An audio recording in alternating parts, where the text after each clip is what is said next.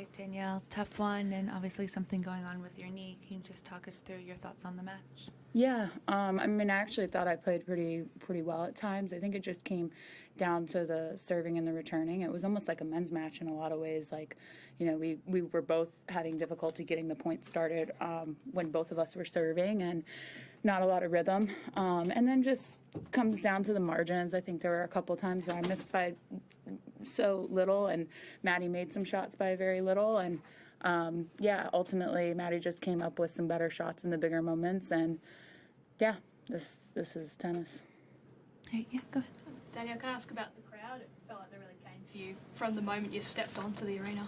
Yeah, I mean, I expected that, obviously. I mean, and that's fine. Like I said, I really do enjoy playing in these types of environments. That's what you work so hard for your entire life as a kid. So I embraced it, and yeah, I thought overall it was good, and it got me fired up at times, and it got us into the match and got both of us focused. So, yeah. How's the? Oh, sorry. I was going to ask how the last day or so has been, because it's been feels like a whirlwind of attention on it.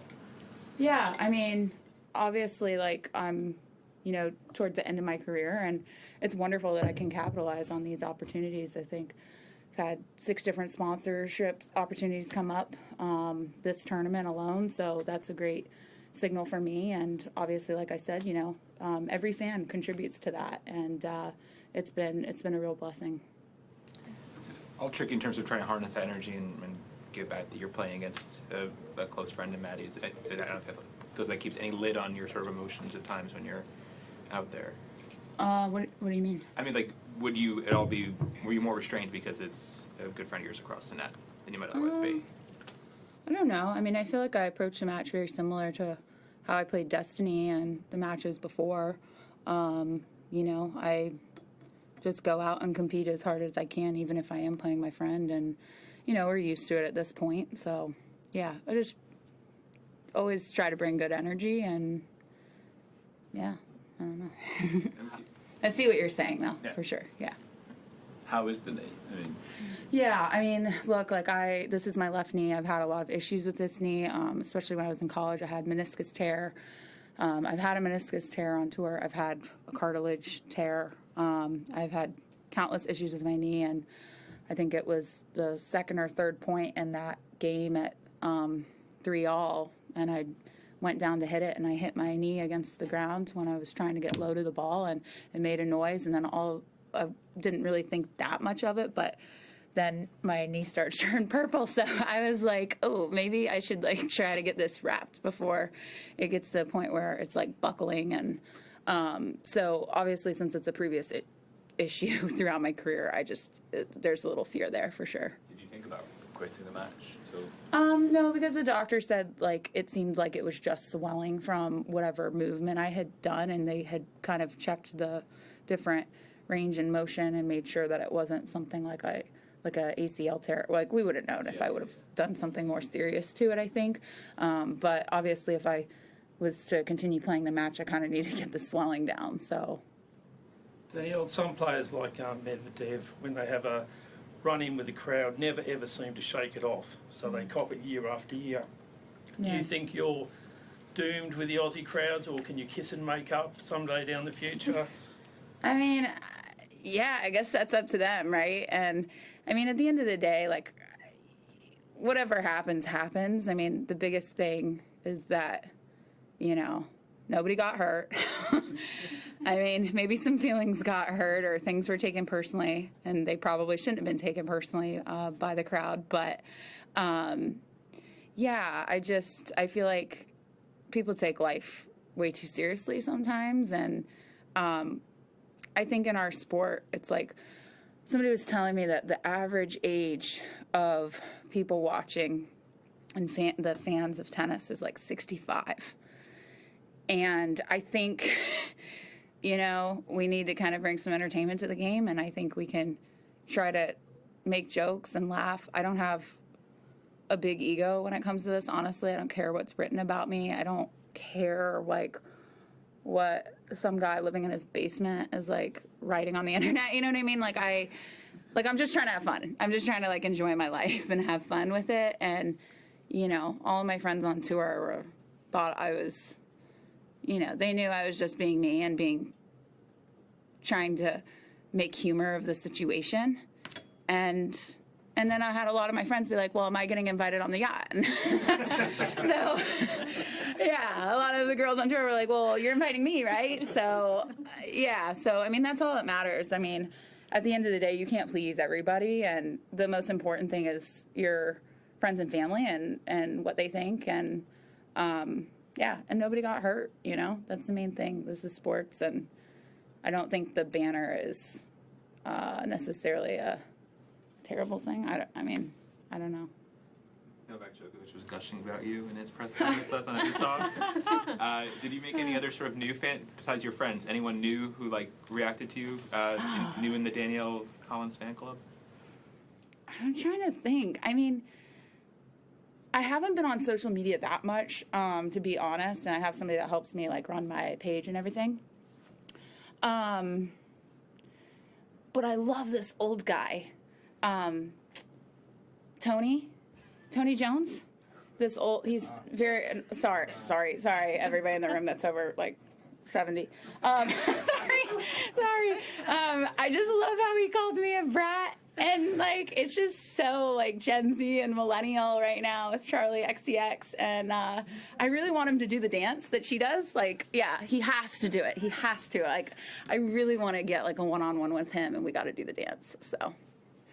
Have you figured out, on a different side, have you figured out your schedule for coming months? And like you said, you're kind of unplanned part of your career a bit. Have you thought about how full a schedule you want to play? Maybe, I guess, taking the knee separately. Yeah, knee and foot. Yeah, it's like one thing after another. And like playing in 3 different pairs of shoes. I played in a different pair of shoes.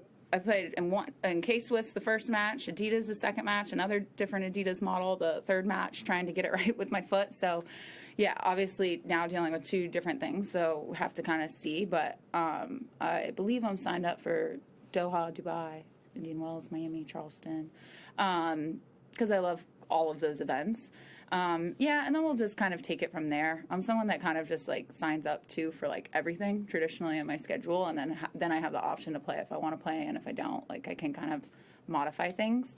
But at this point, yeah, I'm just kind of enjoying the ride and seeing what happens, and obviously I'm still dealing with health stuff as well, so that's trying to, like, navigate that while I'm on the road and traveling is difficult. So I do have to kind of take some time in my schedule to try to be going to those appointments and figuring things out and, you know, getting second and third opinions and that kind of thing. So it all takes time. So I have to kind of just, yeah, play it by ear a little bit.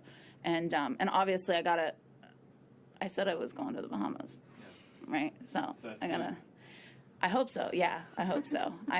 A couple of my friends were like, we can get it booked just whenever you want. Like, just give us 48 hours and we can get this thing booked. So, yeah, so I got to fit that in there for a few days. And, yeah, I just, yeah, we'll see what happens. I'll keep you guys updated for sure. I will definitely send pictures to everyone. What will you remember most about this tournament, this 2025 Australian Open for you? Oh, I mean, I think emotionally, this has been so great for me. I feel like, if I'm being really honest, like in the earlier parts of my career, even though I'm someone that's very competitive and feisty, and it appears that, you know, I do what I do, right? I think earlier in my career, I was more concerned about what people think. And I think I was much more guarded about, you know, my personality because, you know I can be fiery, and I know that can rub people the wrong way, and I never want to hurt someone's feelings or be disrespectful to someone that I'm, you know, competing against, that especially the people that I really respect.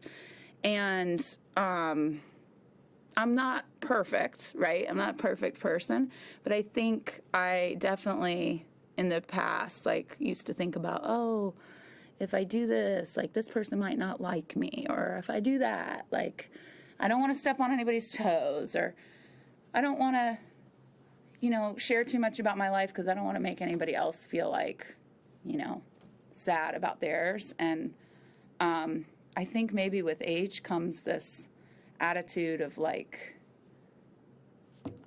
this is it. Like, we're going to be ourselves, and like, we're just, accept, like, I'm going to accept who I am, and I'm going to just like, go for it. And I think that's something I'm really proud of myself, is I just have gotten to the point where I really don't care anymore about what people who aren't important to me think.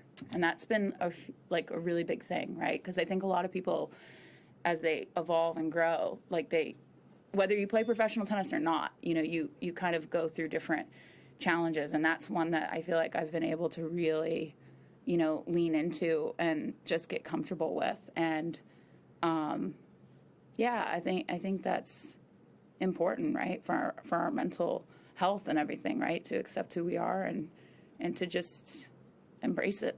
That's a big one. Yeah. I think that's good. Thanks, everyone. Thanks, Danielle. Thanks, Danielle. Thank you.